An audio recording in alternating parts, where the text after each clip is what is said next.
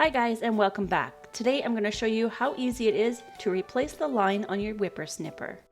Here I have a package with 6 replacement spools. I have enough replacement spools here to last me a very long time. So let's get right on into this to show you how to insert it. I've had this whippersnipper for at least a couple years, and as you can see, we use it a lot. So here we're just going to take one of the spools out of the package, and here's a quick look on what it looks like. It honestly looks like red licorice, but it's just a strong plastic line with grooves on the bottom of the spool. So it's super easy to insert just by squeezing both tabs on each side and lifting up, pulling out the old spool, and replacing it with the new spool.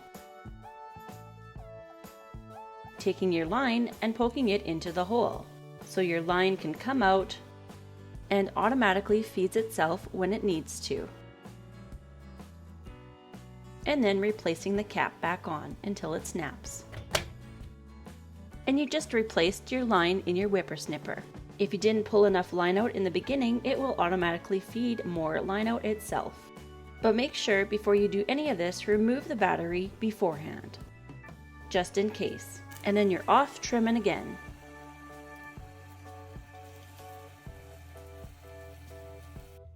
Someday I might do a full review on this whippersnipper, as I've had this whippersnipper for 2 years now. And there's many things I love about this whippersnipper. But as you can see right now, it's cutting my grass, as we just fed it some more line. Now if you missed my previous video on planting the tree and rose bush, and planting this new grass, I'll link those videos in this video, along with the solar light spotlights. This whippersnipper is super handy, and I love how it has the command feed on it. It's very lightweight and easy to use. And there's no power cord to drag along, it's all battery.